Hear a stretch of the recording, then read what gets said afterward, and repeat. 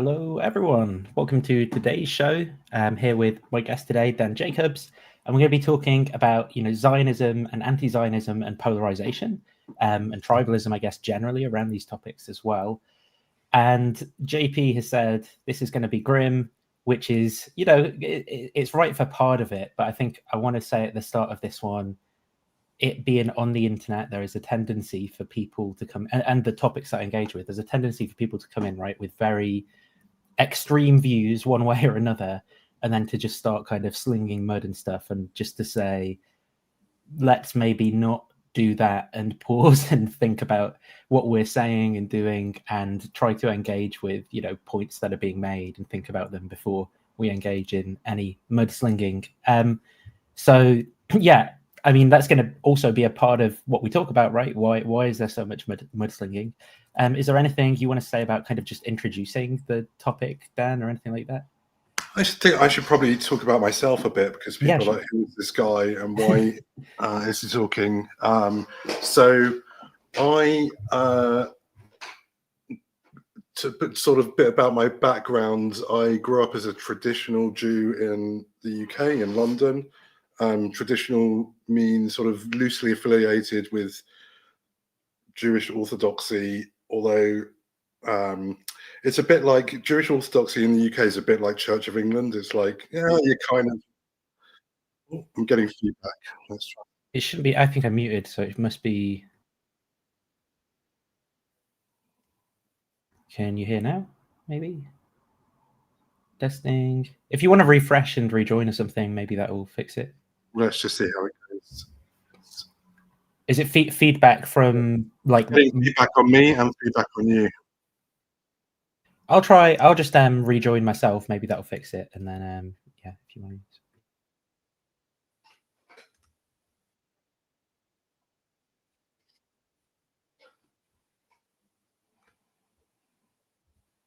How's that going now? Maybe. Okay, let's give that a go. It was like a 10-second delay. Oh, is it? Maybe is it the YouTube tab that you've got open somewhere, or sometimes it can be that if the audio starts playing on that, if you've got like the tab waiting for the stream to start or something. Yeah, it was me. So my background is in technology, as you know, Nathan, and I'm being a fucking idiot because I had YouTube in the background. I didn't realize that it would autoplay. No, don't worry. I've done it the same before, and you get all kind of like confused because you hear yourself. You're like, what's going on? So yeah, so sort of like yeah. So talking about myself, being a British Jew and Orthodox doesn't necessarily mean kind of ultra Orthodox or even particularly religiously Orthodox. It means lots of things, which is one of the topics of the day, is how words and identities can mean lots of things. But for a British Jew, it can be a very nominal thing. So in my family, we were culturally very Jewish. We weren't strictly adherent to all the rules. We kind of, and I don't mean this in a disparaging way, we sort of picked and choose, or my parents would pick and choose, and which I think is cool. When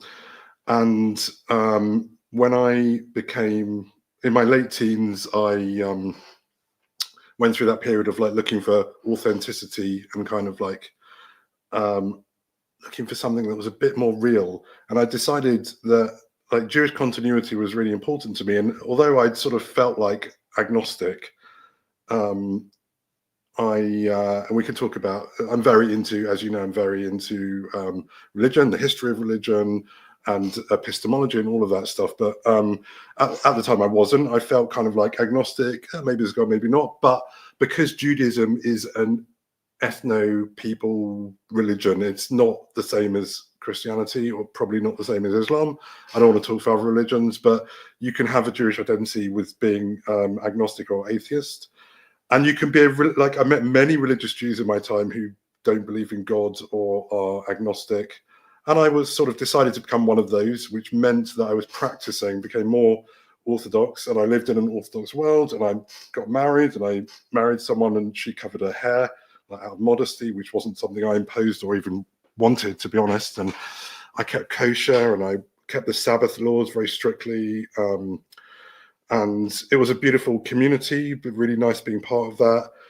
I did find the kind of problematic sides of kind of any Orthodox religion difficult, and I think they've improved since I was religious in terms of how religious people look at LGBTQ or other religions, or all sorts of other stuff, and also on Israel Palestine, where I've always felt that I've been naturally kind of left wing, because I guess I have left wing politics. So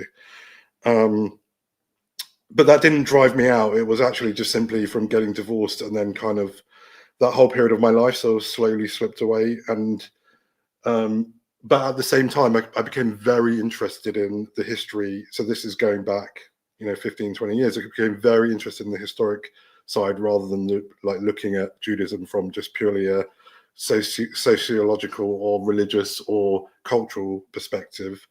And I started doing a lot of studying and did courses on things from an academic perspective, which led me into my real passion, which is around Jesus, which amazingly, because I'm an atheist, I identify as an atheist Jew now who is very into Jesus, but obviously from an academic perspective. And I think it's because I just realized that a lot of New Testament texts are actually Jewish writings, and I can learn about the history of Judaism through early Christianity, and it's been an ongoing obsession of mine. So we're not going to talk about that today. But obviously I've given some framing. My relationship so I became non-religious, non-observant, but otherwise I don't really feel I've changed that much. I've kind of called myself an atheist now. It's the kind of soft atheism where I don't see a reason to believe in God, but it doesn't mean I think there's no God. It means I don't see a good reason. And I don't feel that ever really changed. It's just it's become something I've thought about a lot more as I've stepped out of living in a religious world. I'm still very much engaged in the Jewish world, in a cultural context, and sometimes that means religious context, because the two are, when you're going, if there's a bar mitzvah or there's a wedding or any life cycle event, it's just that is intrinsically part of it. So, yeah. So in terms of in terms of my relationship with Israel and Zionism, I think I grew up in the UK Jewish community has a strong attachment to Israel. And as we'll see during the course of today, that means very many different things. I think there was some really good polling on this from the Institute for Jewish Policy and Research, who are very good, really top class polling. They're a research organization, but they do polling and other things. But they're, unlike a lot of polling, they're really, really good. And I think it shows something like 70% of British Jews have a strong relationship with Israel, in the sense, not necessarily labeling themselves as Zionist, or we can talk about what that means, although many do. I think a large percentage of those do. And then 70, I think it's between, I should have looked at this before, but it's 70 to 80%. You can Google it. Anyone can Google it. IJPR. 70 to 80% are kind of supportive broadly, not of necessarily anything Israel does, but of Israel being there and existing as a state, having friends and family there. And a lot of those people identify as Zionist. And the thrust of my article is that's which you've linked to, and is part of the conversation today, is that just means so many things to different people. I know Zionists who are out protesting against Israel and for Palestine. So it becomes a kind of meaningless word, but we will go into that. I think I used to identify as a left-wing Zionist and I still kind of identify with the furthest left of Israeli politics. But because it's not that I'm anti-Zionist, or even some people classify themselves as non-Zionist, I just feel it's such an unhelpful term that I don't really relate to it anymore. And just to get this all out of the way, I'm consider myself a humanist, not in the organizational sense, but in the sense of the meaning of I don't think I'm against exceptionalism. I don't think any group or identity is more important or better or superior to others. I consider that from a religious or political standpoint. I'm, pro everyone having equality and equality of opportunity and the equality of outcome as well. I therefore consider myself pro-Palestinian. I'm pro-Palestinian people. I'm pro-Israeli people, whatever their religion is. And I think that the most of the debate around Israel and Palestine is pretty toxic and unhelpful, and actually is creating more problems than it's solving. So I just thought I'd put that out there. There are some organizations that I think are particularly worthy of supporting. One of them is Standing Together, which is worth looking at. They're an Israeli NGO made up equally of and run equally by Palestinians with Israeli citizenship and Jewish people with Israeli citizenship. And they have chapters all over the world, including I think 12 places in the UK. And they advocate for a just solution to the conflict, and from a position of togetherness. So that's one of the main ones. There's also a really interesting potential long-term solution, and I don't want to get into the solutions today, because for me it's more interesting about how people interact than what is the solution. My thing is, the best solution is the one that the people who live in that area decide, not what I think is the best solution. So I think it needs to be, there's something like, I think 7 million Jews and 7 million Palestinians living in the area that is Israel and Palestine, and they need to somehow at some point, and I'm not very optimistic in the short term, but they need to come together and work out the way of living in an equitable, just way. If that's 2 state, 1 state, 10 states, whatever, I don't really care. I do think that both sides have claims and rights, and also exaggerated claims and rights and whatever, but they're living there, and they all deserve to live in safety and with justice, which is going to mean also, probably looking back at injustices and resolving those as well, and even impose solutions, or that me as someone from the outside says, I think it should be this or that. I don't think that's particularly helpful. I do like a particular organization, although I'm not saying that it's the solution. It's called A Land for All. So if you Google A Land for All, they are a kind of federative collective. So they believe in having essentially a 2-state, 1-state hybrid, where Palestinians and Israelis can live anywhere in that territory that they want, but they would have citizenship of one or the other, and there'd be obviously a very thin layer on top. And it's a nice model considering where we are today, which is the old 2-state model seems to be not very achievable for kind of logistical reasons, mainly because the Israeli government has made it that way over the last 20, 30 years, by deepening settlements, etc. And I think also historic injustice means that people who used to live in places and are no longer allowed to live there, I don't think that's right. So I think a good solution is to say, you vote for this parliament, we vote, or these people vote for this parliament. Maybe it evolves over time, but it's just an idea, and I'm not there to tell people what the right solution is. So that's all my framing. That's where I'm coming from. I think that you've got like 1,000 questions.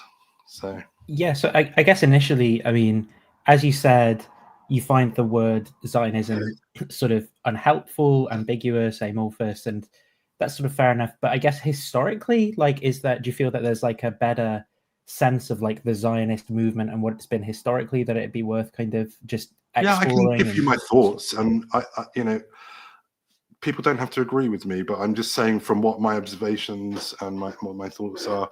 I meant to just contextualize it for people, really, more than like you're using the word wrong. I didn't mean it like that. Sorry, I just meant to how has it been used in the past? I should say, by the way, that I visited Palestine several times, as well as Israel. Israel a lot more, because I have friends and close relatives there. And most Jews in the world do, because 50% of the world Jewish population lives in Israel. But I've gone out of my way to establish relationships with. I visited, for example, Hebron, which is one of the worst places in terms of. I don't, if you want to look at like sort of the worst kind of apartheid, I'm putting it in scare quotes because some people like that word, some people don't. I don't really care either way. But there is a real division there. And so I've seen the worst of it. I engage regularly. I'm involved in Israeli and Palestinian NGOs. So I'm not like just some random person, thinking about this. So contextually, and just a very high level history of Zionism. The first thing is that all Jews understand that for 2,000 years, after sort of most Jews, for one reason or another, left what was Judea. So why we call Jews? Because we lived in Judea. Judea was the southern kingdom. So there was two kingdoms in Israel. There was supposedly one kingdom at one point, but that's debated by historians if that was actually true or just a biblical thing. But there definitely were two states who seem to have a shared kind of religion of worshipping, as Dan McClellan says, Adonai, which is a Jewish word we use instead of the tetragrammaton, or however you pronounce that word. So I prefer to say that as well. So they both worship there, and then this is where Judaism came from. It was the religion of Judea. The Romans destroyed Jerusalem or at least the temple in the year 70. Then there was the Bar Kokhba revolt around the year 130, which basically kicked Jews out of Jerusalem. And then Jewish life outside of Jerusalem, in the land of the biblical land of Israel, started slowly dwindling. And then when Christianity became the main religion of the Roman Empire, basically it became fairly untenable for Jews to live in that land, and most of them had left to either into Europe or into the Middle East, like further east. So there were major Jewish communities in Iraq, what's now Iraq, Babylonia, and like the major institutions of like rabbinic learning and stuff were there. Later developed more in Europe, and since that time, Jews have always prayed the whole time to get for not just to Jerusalem, but to return. So there's always been this. There's never been a period where there hasn't been a Jewish connection to the land. There's always been a continuous Jewish presence there, but it became a minority, although it grew and dipped and grew in different parts of history. There was a period where Kabbalah essentially emerged from northern Israel in the 17th century, and flourished there. So there were, there were always, so there's always been that connection. Then really what happened was the concept of the nation state became, a sort of Enlightenment idea. And before that, it'd been really empires. And that, kind of process went on over, 200 or 300 years. I'm not an expert at that kind of, in nation states and how it developed, but I've certainly read various books on it. And one of the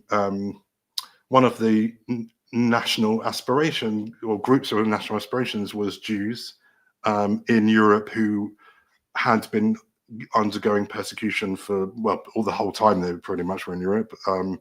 But with the Enlightenment, which meant Jews could get academic education, and there was more secularism, and there was this kind of idea of nation states. They developed at the end of the 19th century this political movement, or mid-19th century originated political movement, Zionism, which was essentially, let's get Jews back to the land of Israel and reestablish a homeland there. At that point, it wouldn't necessarily, there wasn't like it's definitely going to be a state. It could just be a presence where we can live there and the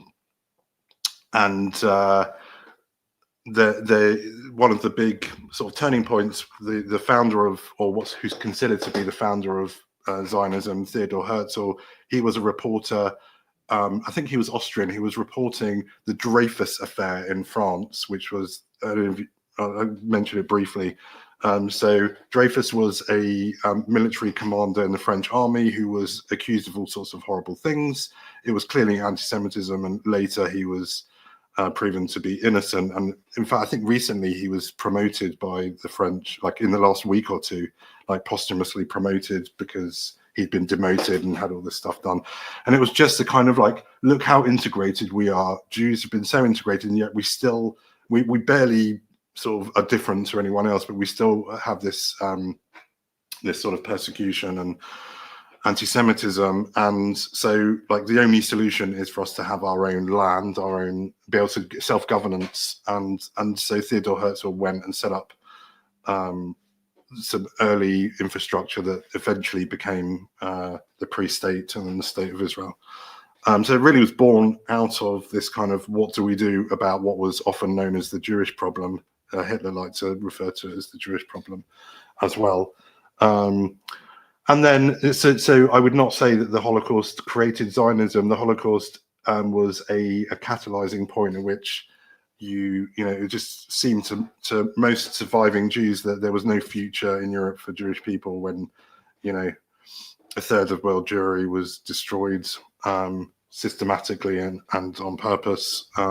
Just a question on some of the history here as well is like, I mean, obviously, even for the thousands of years before World War II, it's not going amazing in Europe for Jewish communities, but like often, yeah, it's really rooted in Christian anti-Semitism. So basically, what you've got is some in the New Testament, you've got some proto-anti-Semitism. So like in Gospel of Matthew, where Pontius Pilate says he's got Jesus there, and there's the crowd, the Jewish crowd, and there's a guy called Barabbas, which also means son of the father. So it's a bit of it's obviously a rhetorical story, and he says, I'm going to release one of these, which he never did, because it's Passover coming up. You can choose. And they all said Barabbas, they wanted Barabbas. And then Pilate says, I'm going to wash my hands of this. And then the crowd replies in unison, his blood be on our hands and on the hands of our children. And, what the gospel author, I don't know what his intention was with that, but it was picked up by the early church fathers and other things, like the idea that the one who betrays Christ as well, being called Judas, is a little basically Jew-faced. Hello, Jew-faced, you did it. I mean, what people don't get is that all of these people, apart from the Romans, were Jews. So it's like, Judas was Jewish, Jesus was Jewish, all the apostles were Jewish, probably a lot of the authors of the New Testament were Jewish, certainly Paul was Jewish.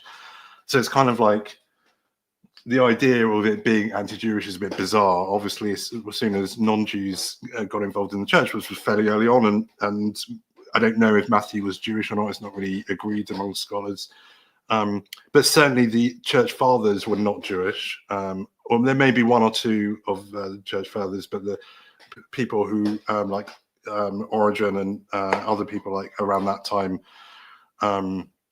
I'm thinking of, who really interpreted it in a very anti-Semitic way of like, Jews are forever responsible for the death of Jesus, which you'd think probably would be a good thing because it brought salvation, right? But anyway, but it wasn't a good thing, apparently.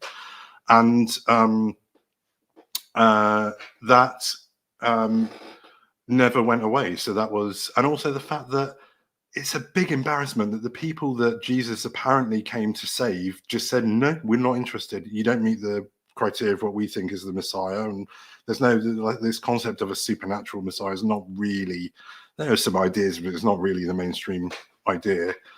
We don't buy it. And then that's a bit of an embarrassment. And also when you're trying to convert lots of people, it's kind of a bit like, you need to have a good story to say, why didn't the Jews come? Some Jews did, but a minority, the majority of Jews didn't convert. So, you've got to turn the Jews into Satan,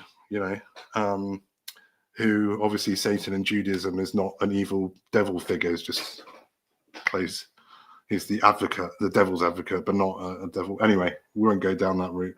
And so the polemics in church history are pretty horrific, which led to, in the UK, we invented two things. So we had a Jewish community here that came from France in 1066 with William the Conqueror.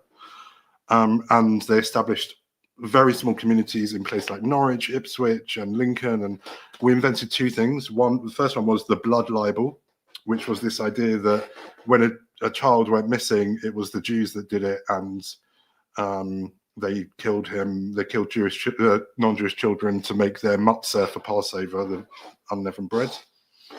There's no evidence that Jews ever killed Christian children. It would be an insane thing to do anyway. Well, I mean, they killed God, so they do that. Well, if you're going to kill Jesus, then it's not a stretch, is it? Yeah. And that became so popular that even today it's still a thing, and it spread across Europe. And it's like the Black Plague was the Jews, and all of these things, it was the Jews. Anytime anything happened, even in communities where there were no Jews, it was still the Jews that did it. So it's amazing.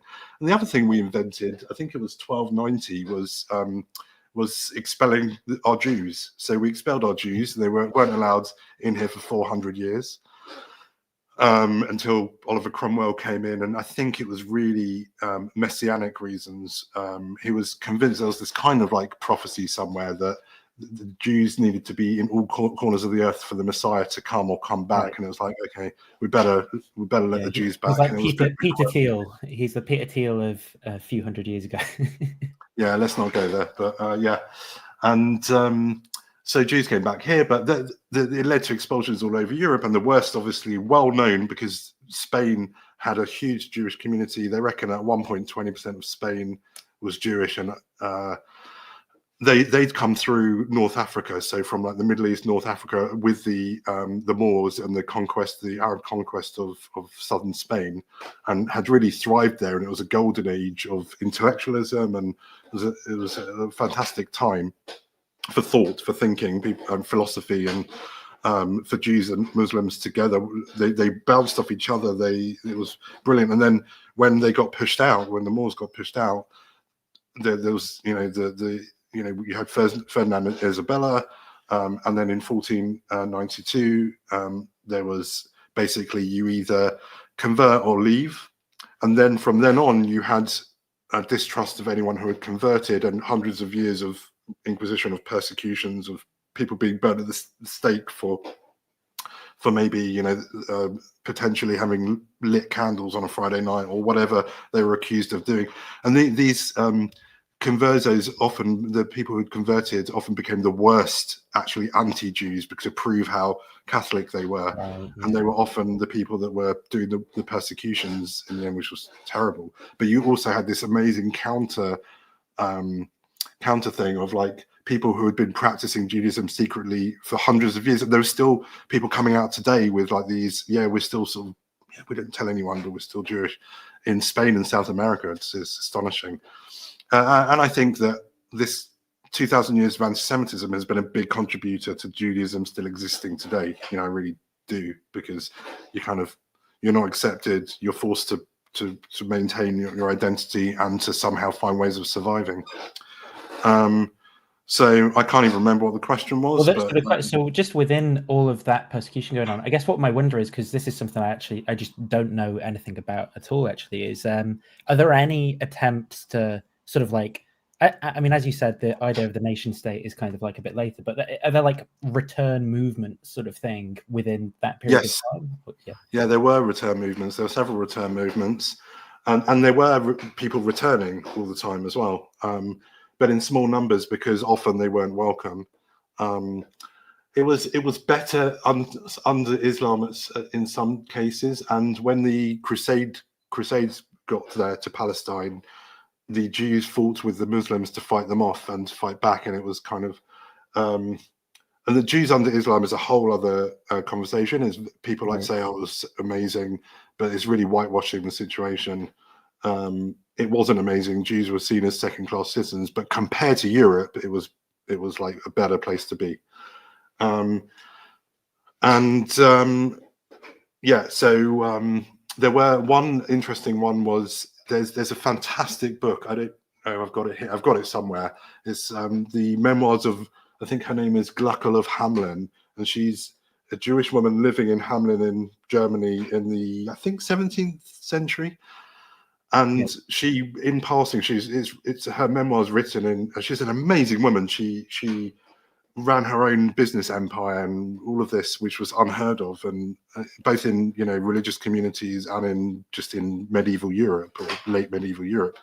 But one of the things she mentions is how her uncle they all packed their bags because the Messiah was here, and there was this figure called Shabbatai Tzvi, who was one of many sort of false messiahs that we've had over thousands of years. Like there were some before Jesus, there were some since, and there's still people turn up today like claiming to be the Messiah, or other people claim for them to be the Messiah. It's a common theme. Obviously, there'll never be a Messiah because there's no such thing, but that's a different thing. And he was one where people really started to believe the Jews across Europe, and they were packing their bags, and there was other evidence that they were like, okay, we're going back. We were waiting for this new leader to come along and bring us back. And that was a mass move. Seemed to be a mass sort of movement of people. He ended up getting caught in the Ottoman Empire by the Sultan, and they forced him to convert to Islam. And it was like really bizarre. And then so he was a Kabbalist. It was really interesting. It was worth reading up on the guy. Really, really interesting guy. 17th century, and there are other movements, but none of them because there weren't really until the Enlightenment period. You didn't have this kind of political thinking going on. It was very much pseudo emperors coming up, or Napoleons and revolutions, and coming from sort of that kind of way of dealing with things. There was an attempt in about 100 years before that, I think, of not necessarily a political Zionism, but they wanted to reinstitute the temple. There were attempts to rebuild the temple. I think the Emperor Justin, who was the last emperor before Constantine, or the last emperor to be Christian, maybe after Constantine. In one of the places, whatever. The last pagan emperor who allowed the Jews to go and start rebuilding the temple, which would have kind of brought back some kind of maybe self-governance around there, and kind of another flourishing. But then he was only there for like 2 or 3 years, and it didn't happen, and then it just became Christian. And I think it's a question of power and the capability. There was no power, there's no authority, no capability. And then because of this new sort of like secular world, political thinking, political philosophy, political ideology, the advent of these various things, communism and other opposing kind of political thought, there just arose that opportunity to go, well, maybe we can do something, and if you could characterize, like the movement when, just in terms of what happens after World War II to actually like found the state, and how that connects to these maybe like people who've been moving back a little bit before then, and different ideas. I mean, you kind of need to start a little bit earlier, because what you had was Zionism during the Ottoman Empire was very, very slow, because the Ottomans didn't like the idea. So the Ottoman Empire fell at the end of the First World War, right? And Syria, Palestine, I think it was called Syria, Palestine, which was like the greater area, was just a region of the Ottoman Empire. And there were Jews living there. There were Jews in Palestine and ancient communities, including in Hebron, which is a hot flashpoint generally these days. And in Gaza, actually, there were Jews, ancient community living in Gaza. And Zionists slowly sort of trickled in. I actually have ancestors that went to live there I think they died during the First World War, and are buried on the Mount of Olives in Jerusalem. And but it was a relatively small numbers, like small tens of thousands kind of thing. And then what happened was the British Mandate came into effect, and you know, I think this is one of the biggest problems in the world today is the way Western, well, not just Western powers, but the big powers of the world at the time went and carved up not just the Middle East, you know, like vast sections of the world. I mean, we still see it in India, Pakistan today, and you know, going around without really consulting with the people living there, and that's caused you know untold issues and across Africa, and you know, like all these borders which just didn't naturally exist and weren't necessarily making any sense from tribal reasons, and or even myths about identity within those borders and the people groups, right, that we've given people as well, are kind of a part of these problems. But yeah, I mean, and there are lots of claims across the Middle East, like the, you know, Kurds have claims, and lots of claims that are unmet, and people have been persecuted, and Yazidis in Iraq, and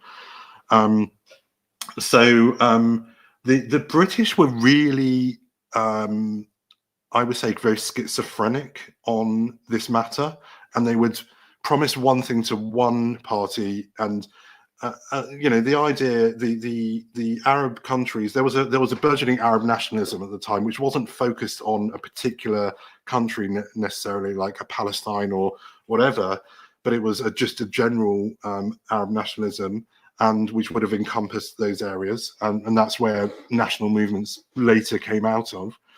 And they really balked at the idea of the Jews having their own state or having their own autonomy there, and felt it was an imposition. And there were certainly, the numbers were relatively, who had been there before were relatively small, like in the present time, and you know, and resented large numbers of sort of what we might call now asylum seekers coming in. And that's a contentious sort of way of putting it, but I do think that these are people fleeing persecution, and even if they're, you know, and the people organizing them are fleeing persecution as well. So was, you know, the rights and wrongs of it, I don't want to really get into, you know, I think that there's a lot of moral complexity there. I think, you know, morally, what I will say is I don't believe that one group's morality can trump another group. So just because one group is being persecuted doesn't mean you can then go and persecute another group. That doesn't make sense to me. And some of that definitely happened. I don't think it was inevitable necessarily. People will argue with me on this. I don't think it's inevitable that there would have been oppression or disenfranchisement of the local inhabitants. I also understand why there was resistance, and in a modern lens, we can sort of like maybe criticize some of that resistance, but it's all really what's the word? All of our judgments now are looking back on a time where morals and the norms and all of these things were different. What's the word? You know what I'm talking about? Yeah, like a sort of hindsight bias type thing. But there's a word that begins with A, where you look back and you judge history through your modern lens. Anyway, it doesn't matter. Yeah, it's not coming to me. But like at the time, you know, things that we would call ethnic cleansing now were kind of acceptable, you know. But in early Zionism, the way things happened was, so the British were making promises to both sides and breaking them on both sides, and it was pissing both sides off. There was the Balfour Declaration, which basically said, you know, was this letter encouraged by the Zionist movement, which basically said we see positively the establishment of a Jewish, I don't think you use the word state at that point, a Jewish entity or whatever. I can't remember what the word was. People in the chat are going to be going, "It's this, you idiot," but I'm not going to read the chat because it will distract me. No worries. And at the same time promised, but not at the expense of the, you know, local inhabitants. And a lot of the settlements happened through Zionists raising money from the diaspora Jews and buying large tracts of land, often from absentee Ottoman era landowners, which was, again through modern lens, would seem like an unfair practice, because it's like they're not even living there. It's like it's a bit unfair, you know, and that you've got like people subsiding off this land they're probably just being tolerated because and like land ownership is a whole complicated and morally fraught concept anyway. You got this, so they were purchasing this land, and then they would build settlements on them, and there was no and in some cases so like we're talking in the early part of the 20th century, and on the whole what was happening was like this was being seen as antagonizing to local inhabitants, and there were arising violence and what we like to emotively call pogroms against the new Jewish communities. And I think I have an issue with that importing of essentially the language from the Nazi persecution. Yeah, well, it's pre-Nazi. It's like the pogroms were happening for hundreds of years. It's not a Nazi thing. It was it's like a Christian European persecution is the connotation. Yeah, and it's a different kind of. Although actually, subsequently, the Arab world has imported a lot of Christian anti-Semitism and Soviet anti-Semitism. Right. I think if it had been another ethnic group, I would imagine there would be also similar issues. So I'm not sure the root of it is specifically anti-Semitic, although I'm sure there's anti-Semitic elements, because they did see Islam and at that time. I'm not talking about people now, and it's a much more complicated thing, but historically and religiously there is this concept of the dhimmi, and apologists will always say, oh well, that just means a protected status, and those of us who learn about this stuff academically will see, well, you're kind of protected, but there's a cost to it, and the cost includes various things like you can't build new synagogues and churches, and if you're going to have a building, it has to be lower than that, and then of a mosque, and all of this kind of. So there were, and again, it's an anachronism. Thank you, my brain. It's anachronistic in a way to look back at. I found it as well and typed it because I had a look. Thank you. I always forget that word, but it's a great word. So then there were these riots happening, and I wasn't there in history. A lot of what I read seems to suggest that initially it was Arab communities or certain groups, but obviously it wasn't at all a everyone thing. And there were Arab towns that were very friendly and on good relations with the burgeoning Jewish communities. Then you have leads to if you go towards the Holocaust during that period, the British were real shitbags and about not letting Jews flee into the country, and even after the Holocaust, they really kept the quotas, and this was from pressure. Freud and the children, the Kindertransporters and Freud. So Kindertransport, we had 10,000 Jews were allowed into the UK, children. And that only happened because the Jewish community paid for it, and we had to lobby and pay for it, and we all lauded it, which is a great thing. But I think it's pretty. It wasn't this open-armed kind of.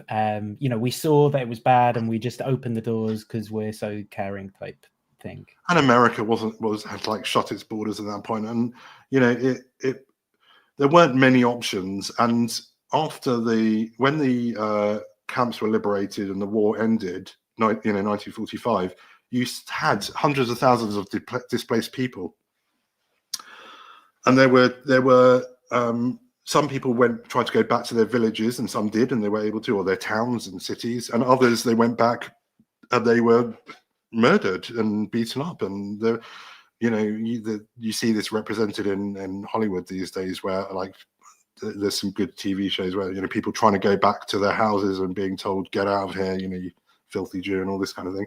It was a hostile environment, and for survivors, and a lot of them ended up in camps. So that in Cyprus there were displaced people camps, and other places and they were better than concentration camps, but they weren't fun. And then you had the story of the Exodus, which there's a famous film about.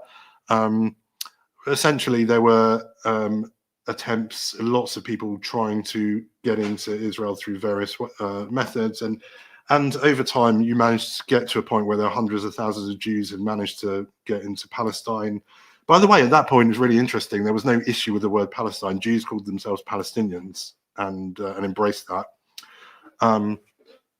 There's continued violence. There was counter-violence. There were riots started by Jews against Arabs. There were pogroms. There were people murdering each other on both sides. And then you had the League of Nations partition vote, which led to Israel declaring itself a state. And at that point, you had, I can't remember how many, 7, 8, 9 Arab countries declaring war on the new state. And the miracle of Israel fighting them off was more of, people, there's a very kind of Zionist way of looking at it. The Arab armies were terribly disorganized, and there were like fighters from Jewish fighters who had been fighting against the Nazis from both in like the Polish underground and other underground movements, and in the American army and the British army and other places, all went there. There'd been secretly people building up sort of arms and buying planes and tanks and things like that from like places like Czechoslovakia after the war ended. And so they were, they were organized, and they managed to repel off. And that led to the Nakba, which is the Palestinian catastrophe of hundreds of thousands of people either being kicked out or fled during the War of Independence, as Israel calls it, and not being allowed in when the war ended, now back in when the war ended. And a lot of those people went to Lebanon, Syria, and other places, but a lot went to Jordan and Egypt. And the parts of Jordan had, at the end of the war, essentially occupied the West Bank, which and Egypt had occupied Gaza. These were considered to be occupied territories, and a lot of people went there. So, and you already had a large Palestinian population in the West Bank and somewhat sizable population in Gaza, but a lot of these places filled up with refugees, and that was, again, from a modern lens, I see that as an injustice, that they were not allowed back, and in some cases, there's a dispute among historians the degree to which people were forcibly kicked out versus fled for their lives, or fled because there had been broadcasts. There's some evidence that there were broadcasts of from Arab countries saying, "You better get out of the way. We're about to destroy all these Jews, and you don't want to get in the way of it." And I don't want to get into. I'm not a professional historian, and even if I was, it's a contended thing. I've got one value question though, if that's okay. Just one value question about the formation of the state, sort of like formally, right? Mm-hmm. And in particular, I think maybe one go-to thing that people often think is that being a reaction after the Holocaust is like a very natural and understandable thing. And I wonder, one thing that I've thought and wondered about is whether there's almost like a failure of the liberal and democratic project when it can't incorporate an identity into itself, and it needs to force people back to like, homogenous sort of ethnic communities rather than being able to allow them to like pluralistic. So there was a pluralistic. Again, I think that's somewhat anachronistic. There were obviously very egalitarian thinkers at the time, but I don't think it was very common. Like, you didn't really see it anywhere in the world. You didn't see it exemplified anywhere else. I think these are kind of more ideals than anything we've seen in practice in history. There are maybe some odd exceptions to that. But there were movements. So there was Brit Shalom, which means the Covenant of Peace, and the movement of Zionist thinkers, including people like Martin Buber, who's a famous philosopher. I love his stuff. Got several of his books. He was an advocate for a completely egalitarian one state, and there was a whole movement, including people who ended up signing the Declaration of Independence, but had earlier been proponents of this. They just lost, for various reasons, they lost out. It wasn't seen as practical. There wasn't the willingness on the other side. There weren't really people on the other side who were coming and saying, because the rejectionism was very strong at the time, and maybe one could create an argument for why that's justifiable. I'm not trying to put a value judgment on it or not. Obviously, on the Zionist side, they would say it's completely unjustifiable. Well, if you come together with us, we could have worked it out together, and had an equal land. I think it would have been quite exceptional had that happened, considering the history of the period. I think it's practically very unlikely sort of thing to have happened. And I think it's a very idealistic point. And then there's another question. If people want to look up Brit, BRIT, Shalom, SHOLAM, you will see the movement that was, and there were other people outside of that, but that was the movement of thinkers, intellectuals, and political operators who were trying to work on that. Right. And then you had the other side, which was like the Jabotinsky side, who were kind of exceptionalists, and he died before the State of Israel. Jabotinsky died before the State of Israel was founded, but he was kind of more of he sort of more like, look, practically these people hate us, so we just kind of need to do our thing. And he was the father of like the Likud movement, not the physical father, because the Likud weren't a twinkle in his eye then, but they go back to his thinking. Although I think he was a far more probably ethical and moral person than modern Likudniks. But he just thought it wasn't practical, and we just need to like think about ourselves first and develop from there.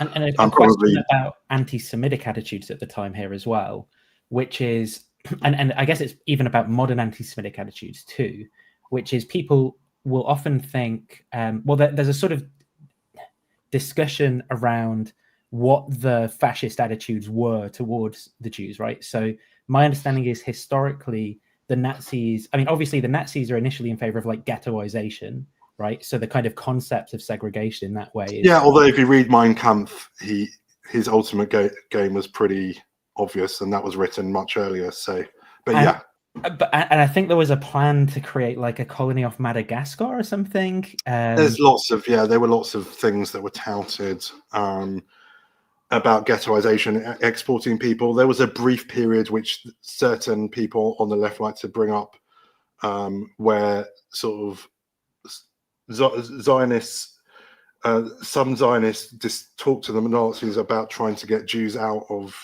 Europe into Israel, and it's like it's sort of framed. There was I don't want to go down this road, but it's a whole Ken Livingstone argument and all of that stuff, and it's a whole rabbit hole. I think it's been.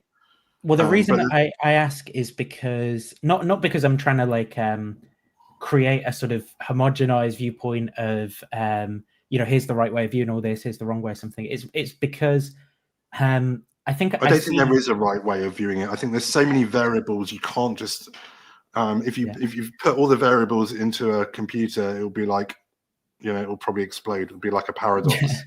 What I see today in sort of extreme right-wing politics, which is kind of weird, is obviously a very pro-Zionism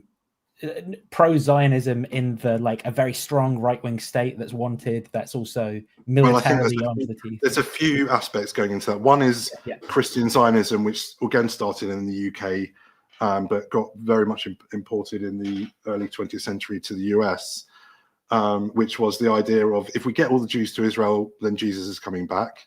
And that still basically underpins Christian Zionism.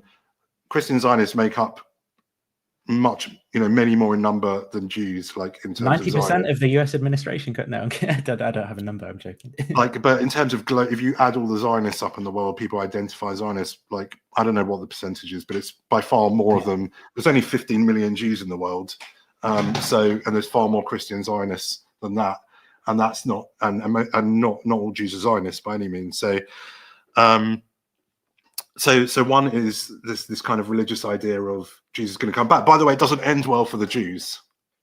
That's the interesting thing, because it's like either you end up converting or you die at the end of when Jesus comes back. Unless you you're a get it. universalist, it depends how you read Romans. But Romans that's 9. David said 100% true. But I'm talking these Christian Zionism Yeah, comes out of evangelical Protestantism, and yeah, it's they not. don't. Yeah, they don't think it's ending well for the Jews. Yeah.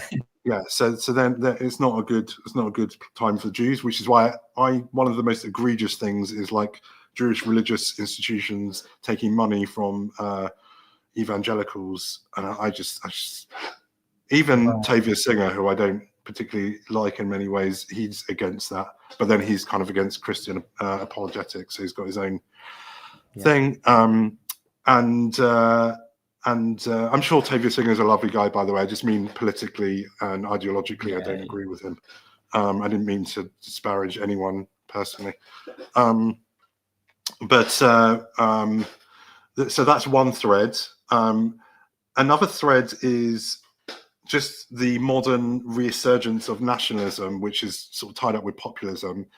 And this kind of did pop up a bit in the mid 20th century of like, yeah, the Jews had their own state and stay there and stay away from us kind of thing. So that kind of nationalism. So like you get the kind of Tommy Robinson, Yaxley, Lennon, whatever his name is, who, you know, he doesn't like Jews. He hates Jews, but he likes Zionism because he likes nationalism. And it's become trendy on some parts of the kind of alt soft far right, let's call it. Like the proper far right still like they wouldn't even like be supportive of Israel.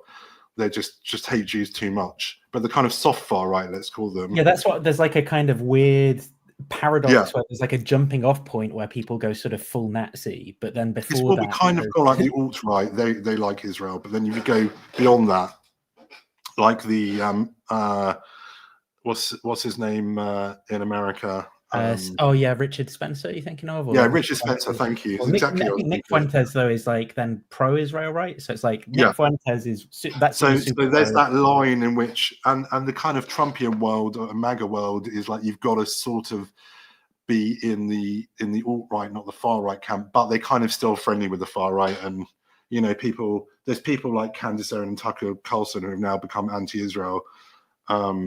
Oh, really? I don't know if you call them far-right anyway. I think they're just like the alt-right splitters that have become anti-Israel for whatever reason. But they're all trying to serve their own identity politics and rhetorical goals. None of them are like, it's not like, I think I've got a lot of critique of the left, which I come from, you know, that tradition. I consider myself fairly, you know, radically left-wing. And I've got a lot of criticism, and I think there's a lot of anti-Semitism in that because the Soviets were very anti-Semitic, and we inherited a lot of our ideology from Soviets. So this just comes from there. People don't even realize it. It's just baked in. It's like it's institutional racism that you get against black people or whatever. People are subconscious, and they don't understand why when they talk about rootless cosmopolitans, it's actually rooted in anti-Semitism and a lot of things, but it does end up coming out and bleeding out into things. And you know, the pro-Palestinian movement in the West contains a disproportionate. I'm not saying it's the majority of people involved, by far not the majority, but it has a disproportionate amount of anti-Semitism compared to the general population. And I don't know if we'll have time to talk about that today, but. Well, could you quickly maybe just characterize it? Because I've always found that just a weird one in terms of I don't even really understand. Is it like the same as they've got lots of money so bad, or I don't even really know? Yeah, there's a lot of punching up. So it goes back to the roots of Soviet anti-Semitism comes out of the forgery, the Russian forgery called the Protocols of the Elders of Zion, which is all based on Christian anti-Semitism, obviously. So it's all building on that. But the idea is, going back to medieval times in Europe, Jews were not allowed to do lots of things. Like they weren't allowed to be in the guilds. So you couldn't be a mason. You couldn't be any of these professions. People were subsistence farmers and whatever. And then they were allowed to do one thing, which is kind of semi-professional. Most of them couldn't do it because they didn't have the means, but they were allowed to lend money to Christians. And the reason this was because usury, which is interest, was forbidden under Catholicism. Right. And it comes from the Hebrew Bible, so like we still have that ourselves. And so there's a problem, because if you're trying to engage in big projects and you're a king or a ruler, like you need to, you want to build a new castle, or you want to, build out your city. It's a bit like The Sims, or one of these kind of things. You need to like raise money somehow, or you want to go to war. That's like the most common one. It's like you want to go to war. You need to go to war because you're being attacked. So you needed to borrow money, and the Pope didn't allow it. From Christians to Christians. So where are you going to get money from? The only other ethnic group in Europe is Jews. We wouldn't let them do anything else because they're, evil Christ killers who reject God. But we'll let them do that. So people who had managed to amass small amounts of money, and often they would pool money in the community, they managed to start doing this lending services, which then over hundreds of years, small groups ended up becoming good at money. And this created, through anti-Semitism, created a stereotype of Jews being good at money. And obviously it was by far the minority of Jews. And that then gave them a sort of some kind of power, those people, because the rulers and people wanted. Now, it was a very precarious situation, because often what would happen was the people that borrowed the money would just default on it, and it's like, what can you do, because you have no rights? Yeah, exactly. Thank you, Kazak.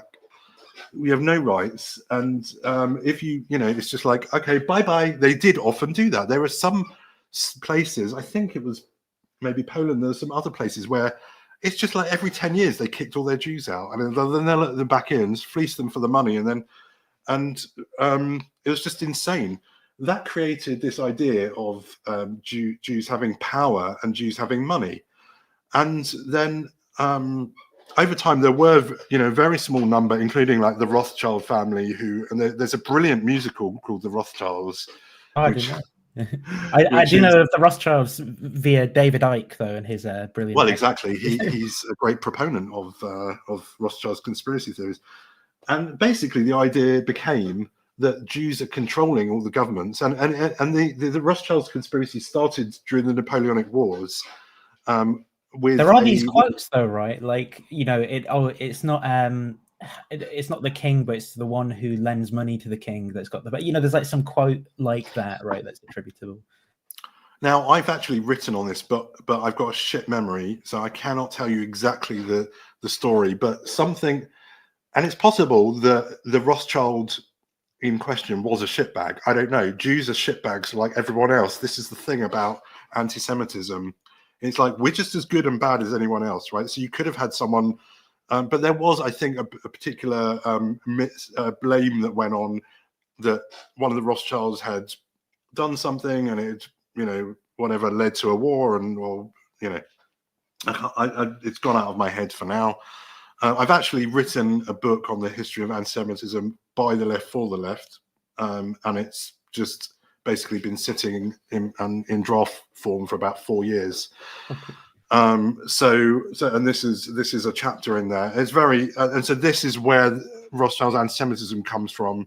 It was this idea, which I cannot tell you the story of at the moment, but anyone can look it up. It's well documented, and there was a hoax around it. There was a hoax involving sending money to the UK. I can't remember. It will come back to me. And so you got Jews have money, Jews have power, Jews have influence, and Jews are undermining. And then the Protocols of the Elder Zion was this forgery of this apparently group of Jews who were essentially planning their right. It was their manifesto for controlling the world. And it became so popular. It was like wildly popular in Russia, and then got translated in Europe. It became an underpinning for Hitler, and it was a big driver for him, and referenced in Mein Kampf. And it was just accepted. Why would you not believe that? So like these Jews were planning to, and then the modern version, like the David Icke was, and they did it. They basically took control of, through buying everything out, buying the media, owning the media, which is, most banks, most media, are not owned by Jews in the Western world by far, you know. And it's amazing that no one says, oh, the Christians are controlling the media, when, I mean, it's probably, you know, like, I don't know, Rupert Murdoch, who, there's conspiracy theory that he's Jewish. He's never got no, as far as he knows, and as far as anyone who's looked into it knows, they can't find any Jewish ancestry there. Maybe to point out like the sort of double standard in the thinking, it's you know, you'll see a lot of people, for example, saying, oh yeah, Soros, he's controlling, you know, the elections and stuff. But then when like Elon Musk is literally like, I will pay you £1 million, probably paid for Trump to win the election. Well, he said that in a tweet. He said, he did. He said, you wouldn't have won the election without me. And no one says, you know, whatever religious tradition he comes from, it must be them. So it's you know, because we're a small group, and you know, there are other small groups that have managed to become influential in specific areas, but it's the Jews, because we killed God and the Son of God, who are obviously the same. But it's starting to sound more and more true. The more of the persecution that you outline, the more I start thinking, I can't explain this. Actually, it's got to be it's a punishment from God. It must be. It must be a punishment from God. Yeah, so that fed in. So the Protocols of the Elders of Zion was wildly popular, and it became a Soviet bestseller. You know, and Marx himself, who was not Jewish, but his parents were Jewish, and I think had converted, or he certainly didn't identify as a Jew, wrote a particularly nasty monograph called the Jewish Question, or something like that, which is full of anti-Semitism. And you know, it came to pervade. Although a lot of the, you know, this is the irony of like the Jewish experience. We were like influential in capitalism and in communism, and we were hated by capitalists and the communists. And you know, just so it's like we get blamed for everything. I mean, it's basically all my fault. That's really the answer. So that really drove, you know, like left-wing thought, you know, really seeped into left-wing thought. And this idea of like, well, Jews are rich. I mean, you know, most Jews are not rich, you know, but it's still a very widely held view today, because, I mean, if you go to Stamford Hill and see the Haredi Jews there, the ultra-Orthodox Jews, they're living mainly in poverty. The only reason they can really survive is because there's a small few like amount of rich ultra-Orthodox Jews that basically support the whole community, you know, and did well in the diamond trade or whatever, because they look. But even there, people think they're all rich as well, you know. But they're like really on the poverty line. I also find that you get like sort of weird racial genetic ideas kind of creeping into a lot of this stuff as well, you know, like, because then you'll get people say, oh well, you know, Ashkenazi Jews, they have a higher IQ than other people or something, and then it's like, yeah, so that's why they're rich, because they all have this like genetically determined. Well, that's bullshit, you know. Yeah, it's this cluster of ideas. It's this cluster of ideas of like there's one thing I would say is that the Jewish tradition does emphasize learning, just as other traditions emphasize learning. I you know, a lot of you know, I grew up in Wembley, and there's a lot of Asian families, and they had like a really strong ethos for education and learning, you know, really identified with that. Because rabbinic Judaism is a text-based religion. When the temple was destroyed, the early rabbis were like, oh, we need to sort of work out how to make this a diaspora religion. It became a text-based religion, and they actually instituted the idea that studying religious text for everyone, not just the elite, for everyone, was in itself a form of worship, and it replaced, as well as doing charitable acts and prayer, it replaced temple worship. And so Jews have always been literate, not necessarily able to read and write, but literate, although there were high literacy rates in Judaism, but not everyone could read and write. But you would learn Jewish law, you would learn Jewish texts, and the tradition of the Talmud is that of argumentation and debate. Like, there's some anti-Semitic websites that pull out like racist things that are in the Talmud or whatever. Like we're the only ones that have like racism in our text. Like when Jesus calls that person a dog, or when Jesus is reported to have called that person a dog. Right, exactly. But the thing is that there's also people saying, Like the thing in the Talmud is there's no final word in the Talmud. It's the amazing thing about it is that it's just a recording of rabbis arguing with each other over a period of hundreds of years. And that dialectic is something that is part of the DNA of Jews, but I don't mean that physically, obviously. I just mean it's handed down as a traditional thing. So you have amazing thinkers like Buber who were just brought up in that tradition, and other thinkers, you know, like the Baruch Spinoza. Maimonides, Spinoza, the ones. Maimonides, amazing. But Spinoza more for the world, because he brought, you know, he was one of the pioneers of the Enlightenment and secular thinking, the idea of atheism, although he believed in a different kind of gods, but probably not gods from a Abrahamic faith concept. And these people were rooted and learned and taught how to think. Where before critical thinking, obviously there were parameters around it, and that's why Spinoza was kicked out of, put into harem, which is a ban, because he breached those borders. But within those borders, the idea of like argument for the sake of heaven, it's called machloket l'shem shamayim, was really encouraged and is still encouraged in seminaries and in yeshivas and in schools. And I think that's probably the main reason why Jews are better academically, or have better outcomes academically, but there's no inherent difference. For some reason in South Korea, they study a form of the Talmud because they think it makes you smart, which is amazing, because there's like no Jews in South Korea. It's like, you know, there's probably a few expats there, but and I'm not suggesting the modern person would derive much from learning Talmud in that sense, although it's an interesting from a sociological and anthropological perspective. But there is this tradition, and it still goes on today, of like, and how Judaism, even Orthodoxy, has been able to, like, there are now female Orthodox rabbis who are not recognized by a lot of Orthodoxy, but are by some, and that's an innovation, and it's all going back argumentation and using, look why women couldn't do it. It's because of this concept, but this concept doesn't apply today because it blah, blah, blah, blah. And it's definitely something that has been a major impact on my life through giving me the facility to be, and possibly why so many Jews are like agnostic and atheists, but more so than any other ethnic group. I think it's similarly.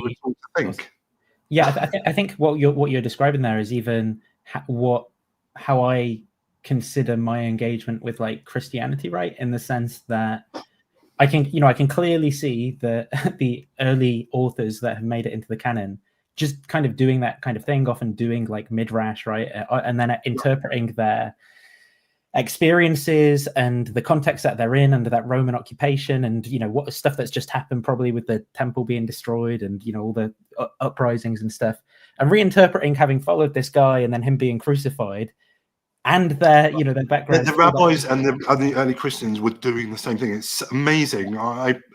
You probably read Daniel Boyarin on this. No. Okay, so definitely he's quite dense in terms of his writing style. He's an amazing thinker. He grew up in an Orthodox world, and I think he still has some religious connection. And he's gay and an amazing mind. He may have a rabbinical degree as well. He's an amazing mind, and has written extensively. He's also someone that Richard Carrier likes to quote, because he thinks that there was this concept in Judaism before Christianity of the suffering servant being a person as opposed to being Israel, which it says in the text it's Israel, right? And I don't find his argument convincing. I've read his book on it, on Daniel Boyarin's book. I mean, he's 1,000 times the intellectual that I am. I'm just a commoner, but I don't really buy his argument. But I wouldn't be surprised if some people thought that. Anyway, just an aside, read Daniel Boyarin. He writes about essentially how Christianity and Rabbinic Judaism are essentially like sister religions who came out of Judaism, like Second Temple Judaism. And he describes that, the party of the ways, or whatever, it's the people call it in different ways. And he talks about how Christianity Christianity got its dogma, and to some degree Judaism got its dogma, although we don't really have dogma, but we had its framework in opposition to the other. Yeah. Oh, that's what they do, so we don't do that. Whereas earlier, it would have a lot of things would have been acceptable at the beginning of both of those movements. A lot of the thinking would have been acceptable, but became heresy because of the other. He's got a great book on that. Sorry, this is our other interest is this stuff. Okay.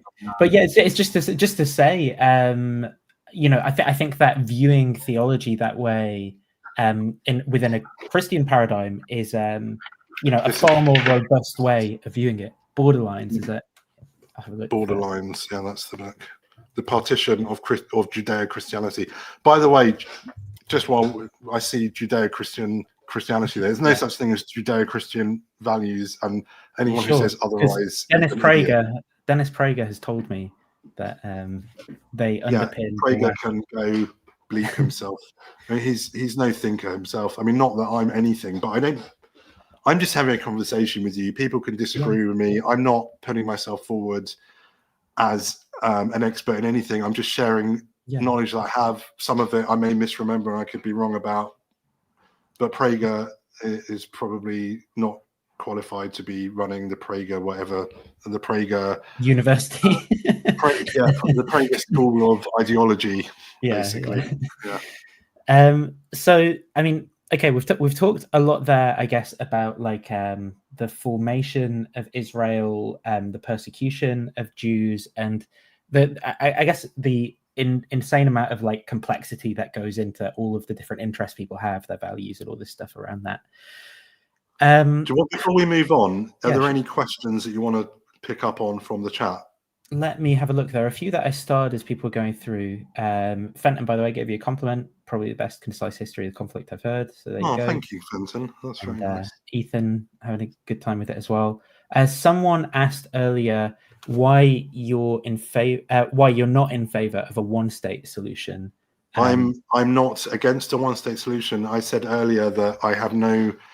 If Jews in Israel and Christians in Israel and Muslims in Israel and Palestine, if Israel and Palestine came together and said, let's do a one-state solution, I'd be there supporting them. Someone commented on the thing about that, where the soft far right stops and becomes the hard far right, suggesting maybe the idea is that their hatred of Muslims is stronger than the hatred of Jews. Yeah. And also, unfortunately, there's hatred of Muslims in the Jewish community. I mean, all communities have hatred of other people, but I think a lot of what's happened since in the last sort of 70, 80 years has definitely led to Jews being having prejudice against Muslims, and there's also a lot of anti-Semitism in the Muslim world. So something we should all work towards. I have in the past done a lot of interfaith work. I've not recently. I just don't have time for everything. I haven't really. Just Ethan, I saw your question, Ethan. Haven't really talked much about Jews being exiled from surrounding Arab countries. I sort of touched on it indirectly. But yeah, there was, some people framing it now as the Jewish Nakba because the Nakba is an Arabic world. There were something like 800,000 Jews who were living in Arab and North African countries, like Muslim countries in MENA, Middle East and North Africa, who either were forced out or fled through fear for their lives. And again, just like the Palestinians who were in what is now Israel pre-1948, and hundreds of thousands of them either fled or were kicked out. That also happened as a result, or not necessarily a result. That's an unfair way of putting it. Subsequent to Israel coming. Sorry, I'm now looking at the chat. Don't worry. Look, I can bring the questions up one by one. Let me close the chat. Yeah, if you close it, I'm happy to answer questions. I'll stop you getting distracted. There were hundreds of thousands. I have friends whose family had to leave. there were also some occasions where there were false flag operations, where Zionists had gone in and created fear so that Jews would leave those countries. And that also happened on the other side. Obviously, that's going to be denied by Zionists, some Zionists, and it's also on the other side, pro-Palestinians are going to deny that that happened with Palestinians being sort of false flagged in Israel. But I think these things probably did happen. I don't think they contributed to the large numbers. I think mostly it became a very hostile place. I have friends in Iraq, I think the Jews called it the Farhad. I can't remember exactly what it means, where there were basically pogroms going on by Muslims against Jews who had lived in, I remember hearing a story, not in Iraq, but in Morocco. Moroccans always loved their Jewish community. And they even, some people say Jews are more Moroccan than the Muslims because they were there first. Like some Moroccans say that. Not Jewish Moroccans. It's like but there were a story whereby in the mountains, the mountain Jews and Muslims, they lived so close together, they nursed each other's children. It was like the relationships were so strong, and as a result of Israel becoming and the hostility that then, I'm not value judgment, not saying it was inevitable, Israel becoming a country then means that this would happen. But the reaction from the Arab world and the hostility, which was often, there's so many things to talk about. Remind me to talk about the Grand Mufti of Jerusalem. The hostility that was created often by Arab leaders who in themselves were not representative of their people. They were dictators and often from minority, like Baathists were minority of their own people, all that kind of thing.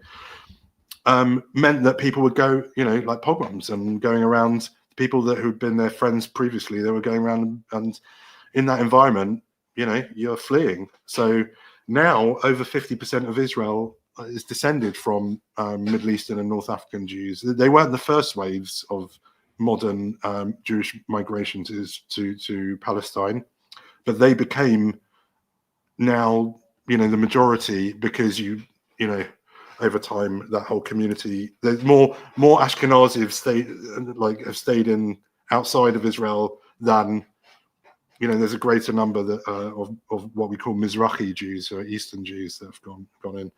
And they also, it's such a complex place, Israel, they faced persecution in Israel for being sort of, not European kind of thing. Right. I just wanted to touch on the Mufti of Jerusalem. So we were talking about the anti-Semitism in the Muslim world, which existed prior to Zionism. Now, during Zionism, the Grand Mufti of Jerusalem was very. So this is during the Second World War. Al-Husseini, I think his name was. I'm crap at remembering historic names, so I just always have to look things up. He hated Jews so much that he went and met with Hitler, and basically some people, and Bibi Netanyahu has used this in his kind of weaponized way. He definitely encouraged Hitler, like in one way or another. Some people say he gave Hitler the idea of killing the Jews. I don't see the evidence for that, but he was definitely like, yeah, you got a Jewish problem, you should sort that out. And by the way, when you get to Palestine, you can sort it out for us. Again, he's not a representative. He's just some religious authority who was, and one should not. What happens on the kind of Zionist propaganda side is that then it becomes a kind of, oh, look what he did, therefore they hate us, and therefore we can. And there's so much, and this is in my article, I talk about this collapsing of all things into one thing. So you've got Zionism, which is all the way Martin Buber to, modern day Ben-Gvir and Smotrich, who are these far-right politicians in the coalition, who want to, see Gaza cleared of Palestinians. Yeah.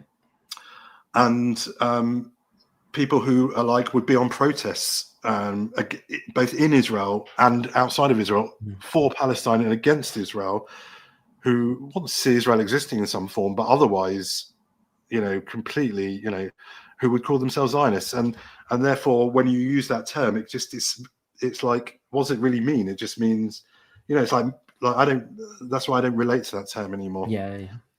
Someone asked about international law. International law is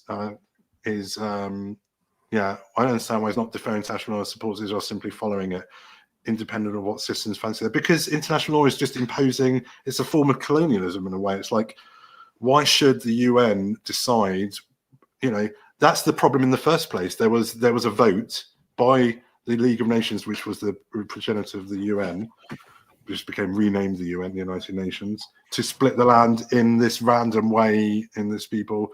And that's what should be what we're following, if you're going to go with that, and there's a green line, which is where the armistice line is, and that's what people say a two-state solution should be. If that's what people want, I'm cool with it, right? But there's one is like, why not let the people decide there?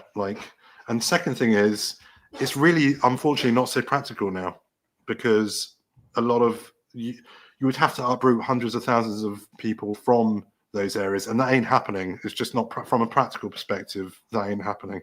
So you're talking here about international law is two-state solution. Yeah. You're talking here though about expansion, right? As opposed to anything about responsibility for war crimes or anything like that, which Oh yeah, sorry. This simply following it. I don't. No, I think they're talking about that. I don't know. He's talking. Sorry, he or she is, or they are talking about this. About specifically about what the solution should be, and I'm saying that it's kind of, and it's also like an old, like things have changed, and I think fresh thinking is needed. I think that what we need to do is have Israelis and Palestinians forming their own party. That's actually what I believe. And in Israel, there's been attempts at that, of like they're coming together, like Palestinians and Israelis who are of Israeli citizenship specifically, forming their own group and basically saying, we're going to come together. And it could take 50 years to grow enough. But I think that's the only way. Instead of having this group and that group, is to say we need to find a shared way of living together. I guess the part of the issue or difficulty there that I definitely see is like, you've got to imagine, if you put yourself in the shoes of someone who's a Palestinian and has been treated very poorly, to then incorporate into a state where the symbol is, like the Star of David on your flag. Well, it wouldn't be though, would it? Because if you have a one-state solution, you have real democracy, you would have about 50-50. Not everyone's going to vote along religious lines, and you'll end up getting people like different parties emerging. You'll probably end up with some clerical parties, some secular parties, all different things. But what would end up happening is, well, there would have to be a new constitution, right? There would have to be. That's sort of what I'm suggesting. It'd have to be like a very almost like a new secular state that incorporates all of the which isn't very practical, because the religious people on both sides seem to be having the dominance. So, but I think the way, there are models for it working. You could have two symbols for the state, two flags for the state in one, and you could have symbols for the state. You could have two names for the states: Israel, Palestine, Palestine, Israel. You could or whatever, or there's lots of ways of making it work. There's not a lack of imagination. There's a lack of leadership, and I think this is really what it comes down to. Since Rabin was murdered, and then I think Sharon was heading towards the right direction, but went into a coma and died. And since Netanyahu has sort of been in charge, and then since Hamas have kind of kicked out the Palestinian Authority in a violent coup, I think what you see on both sides, and I do see Abbas, despite all his flaws and his sort of indirect support of terrorism, I do think that he would be a potential partner for. But he's just a corrupt dictator anyway. Is the problem. But I think there's no like leadership on either side who are brave enough to come up with a just solution. Do you have a desire to address completely unthoughtful anti-Semitism in a comment, or no desire to address that? Oh, your internet. Sorry, I lost you for a minute. Yeah, I think it was your internet. It's all good. I don't know if it's. Do you have a desire to address completely unthoughtful anti-Semitism in a comment, or not? It's up to you for one of these. Well, put it up and let's shine some light on it. Oy vey, stop noticing patterns. This is anti-Semitic. So I think the idea behind this, and this is a common trope I think used by sort of racists of all brands, is like, all I'm doing is noticing. I'm merely noticing patterns, as if there's no kind of like moral valencing and essentializing and attribution of qualities. Well, I do have value judgments. I have value judgments, by the way. Yeah. I just don't think they're that important. Like, what I can tell you, I'm happy to tell you my values, my judgments, and they are. I mean, I've hinted at them. They're very left wing, right? They're very progressive and. Well, sorry. What I mean about what this person is suggesting, I think, is that in deconstructing the anti-Semitism, you're doing something wrong. Oh no, I just noticed they're just noticing Jews just so happen to be rich. Yeah. Well, oh yeah, of course. Yeah. Well, but then when most Jews aren't rich, that's not a pattern. It's all you're doing is picking on a group and looking for the patterns there. If you do the same thing and say, oh, look at this wealthy rich Christian who's doing X, Y, Z, and pull that up as much as anything else, then and you're consistent in that, then maybe you're not anti-Semitic. I don't know. I think I also don't think it's for a non-Jew to define what anti-Semitism, Islamophobia, or for non-Muslim or any other racism is. So, but that's just bullshit. It's just when you apply your set of criteria just to one or two or groups that are not your own, it's just identity politics and trying to structure power for your own means. So I suppose, especially if what's informing that for you is like maybe what Jews do you know? Oh, George Soros, Dennis Prager, and then that's it. Something, and then you just have a really bad sort of data set that you're going off to try. Yeah, exactly. It's a really bad data set. I went to the largest Jewish comprehensive, or the largest Jewish school in Europe, Jewish free school. It's called Jews free school because it's a comprehensive, and it was I think it's about 300 years old. It started in the East End of London, and like most people I knew there were like poor, and were like the amount of people who are having to have free school meals and that kind of thing. Yeah, there were some very wealthy kids from wealthy families who I couldn't relate to because I came from a lower. My dad was a teacher, my mum didn't work, and then teachers were paid F all in those days, and all my grandparents had nothing. But I think it's even in the UK where we have a relatively wealthy Jewish community, like in America, because we're a relatively wealthy country. It's just not true. Like you are picking. It's confirmation bias because you're seeing the people who are high profile and you're just extrapolating from a small data set. So it's just poor thinking. Go and learn some critical thinking and then come back and we can have a chat. Yeah, I think it might be a bit much for them, given some of the other comments that I've since. But so to bring it maybe just onto the general theme then of contemporary politics and things, right? So we've talked about a lot of the history and the relevant complexities and things.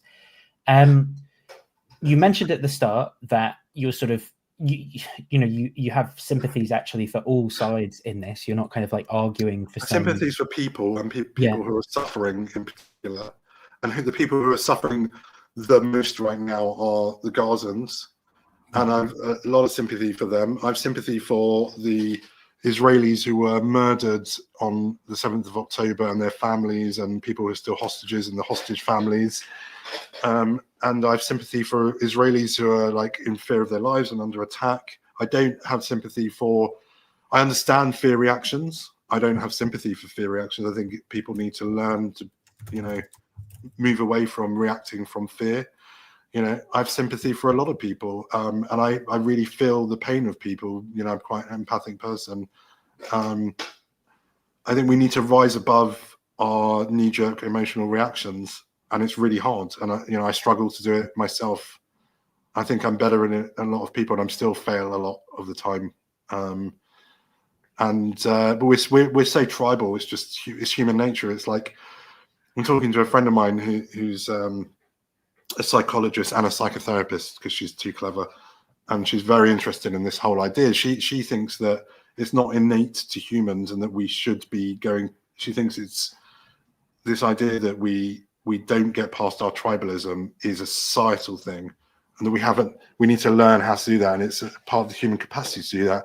I'm like looking at it from like an evolutionary perspective. I'm not sure I think it is maybe is innate to be tribalistic. I'm more in her camp, but that's that's a whole Fair enough. different. And I don't know enough about this stuff, so I know what you're saying though. It's incredibly common, and regardless of whether it's innate or not, overcoming it would be a crazy. It's a crazy. We need to learn. We need to learn to be thinking beyond ourselves and beyond our tribe and beyond our own needs. And it's also kind of a bit of a luxury kind of bougie thing, because if you're subsistence living, and even in the UK we have millions of people subsistence living, you don't necessarily have the capacity, like time, like people are time poor who are like subsistence living and stuff, and just having to work 3 jobs or whatever to like consider this stuff, but they may make pronouncements otherwise. And in the age of social media where anyone could just have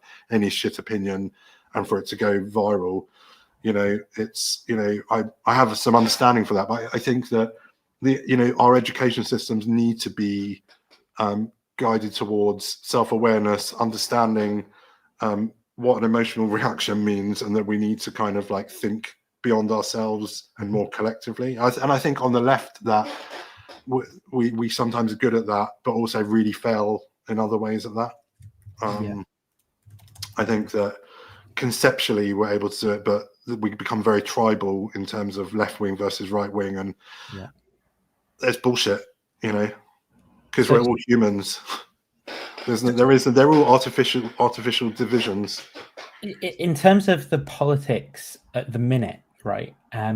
Is there anything that, as you've rightly pointed out, there's a hell of a lot of complexity going on, and it's very difficult to even politically advocate for anything without almost involving all of this crazy amount of complexity. But is there anything that you think is most pressing that people should be sort of putting forward in terms of just getting to a better place from where things are at? That's a great question. I think activism and sloganing has a place, and it's also dangerous at the same time. So it's really a tricky one. Yeah. So a lot of this comes from most Jews in this country, for example, and in America and in Europe.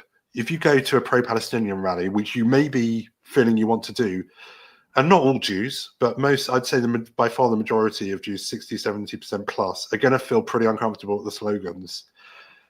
And this is because a lot of the slogans come from a source, the original idea. Like if you take, for example, from the river to the sea, Palestine should be free. Jews understand that this comes from the idea of wiping out Jews from Israel and Palestine, because it comes from the slogan comes from a time where the main thrust of things was they don't belong here, get out of here, and that's where it comes from. Now, many people chanting that slogan now still have that view, but probably the majority of people don't, and they just kind of mean it in a more generalized way. Yeah, like just make it okay. Just make it nice, like give equality to people. Like they should, just don't stop shitting on people. Which. And I think it's very hard to write, like when you're coming from a place that most Jews come from, of carrying around, and this is one of the reasons why I think Israel is so militaristic. I mean, it's had to be to a degree, but is from a place of 2,000 years of persecution and fear and all that kind of thing. It's really hard to walk into a room of people who are saying things that mean at some level, even if it's not intentional by them. We want you dead, right? Well, it might not mean that if they don't mean that by it. Right? And this is the thing. This is the crux of my argument, which is why we need to be really careful. And I think it's incumbent on all of us. So on the Jewish community side, to try and listen with more open ears and go, maybe they don't like. Let's just not assume it's the worst. And also on people on the other side to think maybe I should just be a bit more sensitive to that. It's also why I think Zionism and people saying I'm anti-Zionist. You're kind of like, when you're like, I hate Zionism, down with Zionism, Zionism is racist, kill Zionism. If you rephrase that as the Israeli government or whatever, or even like the current structure, I mean, it's hard to like sloganize like nuanced phrases, but and I understand that there's a power to slogans that I don't want to get. I'm not telling people what to do here. I'm just making suggestions for people to think about. And it's not for me to tell Palestinians especially how they should protest, because that's up to them, right? I'm just trying to give people a broader perspective to draw from. But I can tell you that I do believe that there'll be more support in Israel, and I've got a lot of friends and family there, and in the Jewish community in the UK, for Palestinian positions and causes, if Jews didn't feel so threatened by the language and that's used. And that doesn't mean that Jews, and that's why I published this article in the Times of Israel, not in a non-Jewish publication, because I'm talking to my own community, and today I'm talking to a wider group, right? Mm-hmm. I do think that we all need to take responsibility for what we hear and what we say, and if we can, the civilians being killed has to stop today. There's no tomorrow. There's no thinking about it. People, the blockade on has to stop. There's nothing. There's no moral, in my view. There's no morality to it. It's like a completely evil thing. I don't really like the idea of people being evil, but things can be evil. Actions and